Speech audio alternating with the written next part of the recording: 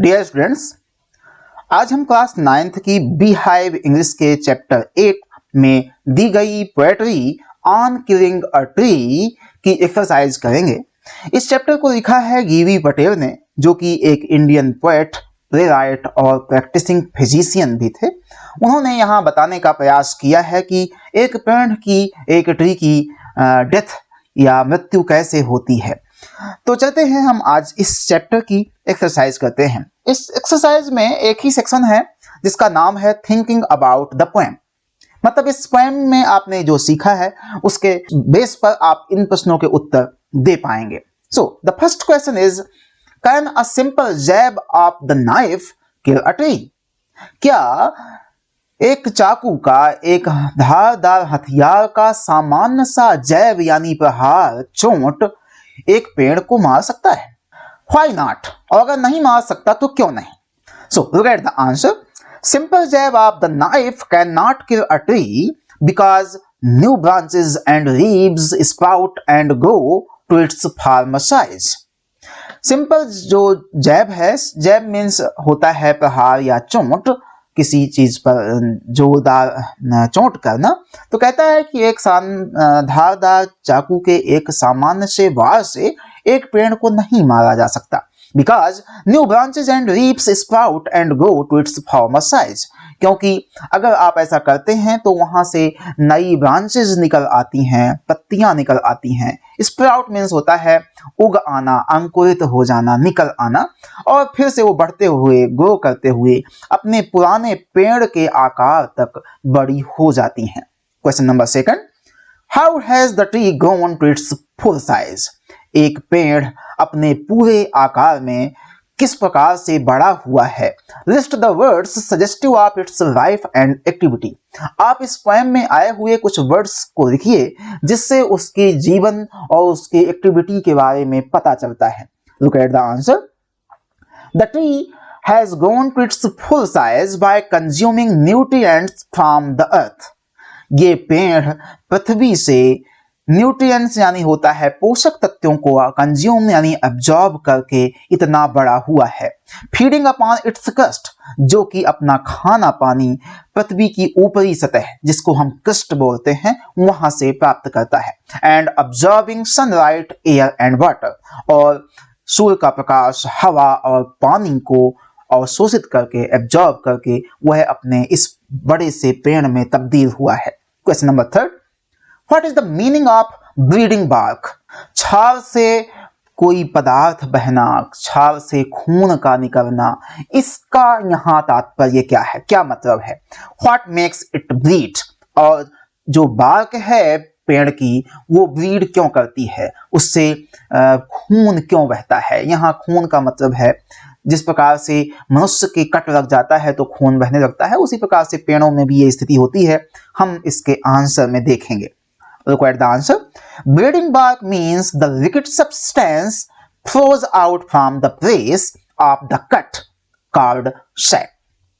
जब हम किसी पेड़ में कट लगाते हैं तो उस जगह से एक लिक्विड जैसा सब्सटेंस, एक तरल पदार्थ निकलता है, बह निकलता है, जिसको हम सैप भी कहते हैं। सैप का मतलब होता है गाढ़ा चिपचिपा पदार्थ किसी पेड़ से निकलना जब हम उसकी छाल पर चोट करते हैं। अ जैब और कट मेक्स इट ब्लीड। पेड़ में हम जब कोई चोट करते हैं या उस पर कट लगाते हैं, तभी छाल से, तभी बार्क से इस प्रकार की ब्लीडिंग होती है। Question number 4, the poet says no in the beginning of the third stanza. What does he mean by this? इस पोएट ने अपने एक स्टेंजा में यानी थर्ड स्टेंजा में नो से अपने लाइन की शुरुआत की है। What does he mean by this? कवि का इस नो से क्या मतलब था, क्या तात्पर्य था? Look at the answer. He means by this is that the tree will not die merely by hacking and chopping. यहाँ इस नो का मतलब यह है कि एक पेड़ को मात्र एक जोरदार प्रहार या चोट या उसको छील देना या काट देने से वह मर नहीं जाता है, उसके मरने की एक लंबी प्रोसेस होती है। Question number 5, what is the meaning of anchoring earth and earth cave. इस पोएम में दो वर्ड आए हैं, एंकरिंग अर्थ एंड अर्थ केव। इनका मीनिंग क्या है? सो आंसर देखिए, anchoring earth means earth holds the roots of the tree to support it. Anchoring earth का मतलब है कि जो अर्थ है वह पेड़ की रूट्स को होल्ड करती है, जकड़ कर रखती है, ताकि उस ट्री को सपोर्ट मिल सके, सहारा मिल सके, वह सीधा खड़ा रह सके। Earth cave means the pit in which the tree spreads its roots. Earth cave, वैसे केव मीन्स गुफा होती है, यहाँ अर्थ केव का मतलब वह जगह है जहां हम पौधे को, पेड़ को रोपते हैं और वह अपनी जड़ों को फैलाता है, जहां रूट्स का जाल बन जाता है उस गड्ढे में। Question number 6, what does he mean by the strength of the tree exposed? इस कविता में the strength of the tree expose जो वर्ड लाइन आई है उसका मतलब क्या है? आंसर देखिए, it means the roots of the tree because the roots are the strength of the tree. यहाँ the strength of the tree का मतलब उसकी रूट्स हैं, क्योंकि roots are the strength of the tree, क्योंकि रूट्स ही, जड़ें ही उस पेड़ की स्ट्रेंथ होती हैं, ताकत होती हैं, क्योंकि जड़ों से ही, रूट्स से ही वह न्यूट्रिएंट वाटर एब्जॉर्ब करता है। Question number last, what finally kills the tree? पेड़ को अंततः कौन मार देता है?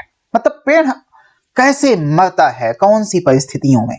आंसर देखिए, when the tree is uprooted, जब पेड़ को जड़ सहित बाहर निकाल दिया जाता है, and its roots are exposed to sun and the air, और इसकी जड़ें सूर्य और हवा के संपर्क में आ जाती हैं, इट हार्डन्स, तो वह कठोर होने लगती हैं, विदर्स, मुरझाने लगती हैं, एंड ट्विस्ट्स, और मुड़ जाती हैं, एंड अल्टीमेटली डाइज, और अंततः finally dies, the tree dies, वह पेड़ मर जाता है।